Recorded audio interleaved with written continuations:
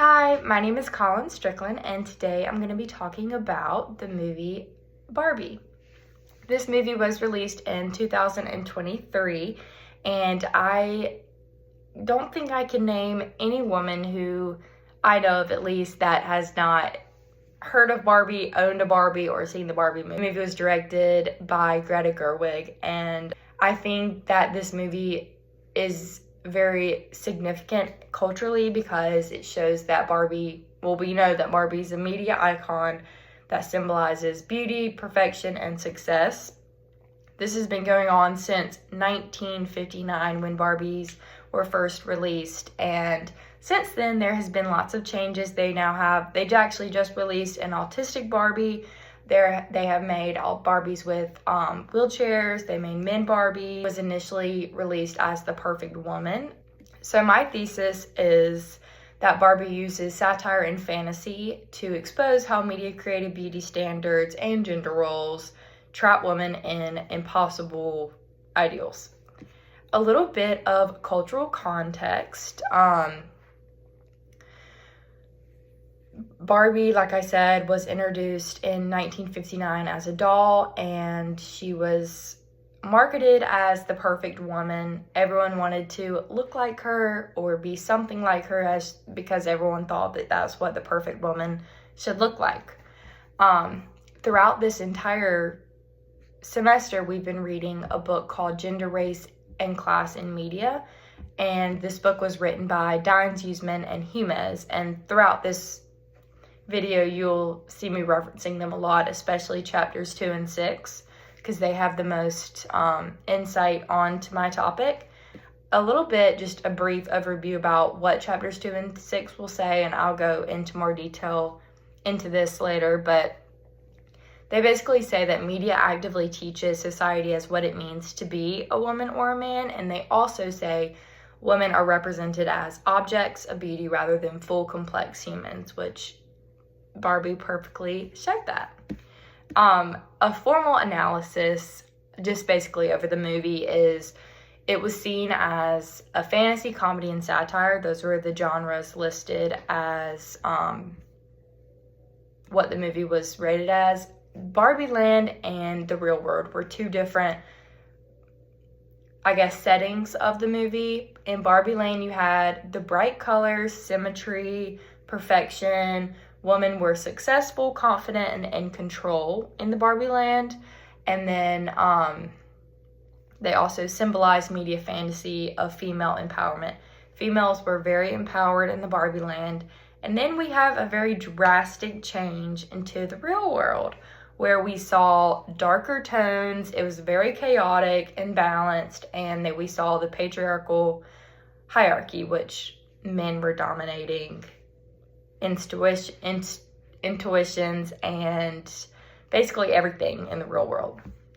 The costumes and aesthetics, as well as the music and tone, were very playful, ironic, and hyper feminine clothing. So the representation and gender analysis, we'll first start with Barbie. She had a major identity crisis when she went to the real world, as she noticed that she had imperfections that she was unaware of in the Barbie world because she was perfect in the Barbie world. And that just really showed the psychological cost of trying to meet these impossible beauty standards that she was meant to see. And then we move on to Ken, who is the male actor who represents the male Barbie, Ken, which I'm sure we all know who that is. He discovers when he goes to the real world the patriarchy and introduces it to Barbie Land, which was a very interesting part of the movie. This highlights how men historically control social and political power, because whenever he went into the Barbie Land, introduced it, it became this whole ordeal. And basically, we also saw with the women's roles that it showed within Barbie and the real world that women were expected to be beautiful, supportive, kind, manage men's emotions, and sacrifice themselves for perfection, which is what a lot of main women in TV shows, movies, films. The media depicts them to be that, exactly that. And this movie was the exact same. Gloria basically has a monologue that shows impossible expectations placed on women are in play within the movie, as well as be perfect but not vain, successful but not intimidating, thin but not obsessed. That was also kind of the monologue within the movie from Gloria. Sorry. And then we will go into a little bit more about the book that we've been reading, Gender, Race, and Class in Media. Within chapter 2, the book mainly talks about media and gender roles, and then chapter 6 was beauty culture as social control. So I'll first start with chapter 2 and how that kind of relates and what they talked about. Basically, cultural norms teach audiences what a woman should be. I've seen that in all kinds of Disney princess movies, anything. I've seen that. And we also saw how media creates narrow definitions of femininity, that women should be beautiful, supportive, objectified, and Barbie reflects just that. Barbie Land shows the perfect woman, they're admired, and they highlight the limitations of these ideals. So that's chapter 2, and then we'll move on to chapter 6, which basically talks about how beauty standards control women, creating obsession with appearance. We saw this when Barbie went to the real world. She noticed cellulite and her imperfections, and it was a whole thing in the movie. It also talks about how women's value are tied to looks. She had a breakdown. It showed how damaging it is, because in the book it even talks about it can lead to how comparing yourself to others leads to anxiety, insecurities, just how much a woman's value being tied to looks can take a toll on your body and your mind. So Barbie Land represents media, fantasy, and femininity, and the real world reflects the patriarchal system. As we saw, whenever Ken went to the real world, he discovered just how, oh, this is cool. Men can do whatever they want. Men kind of can rule in this area, and then he brings it back to Barbie Land. And, so it was a very good movie. I recommend Barbie to anyone who hasn't seen it, because it really does perfectly show how media can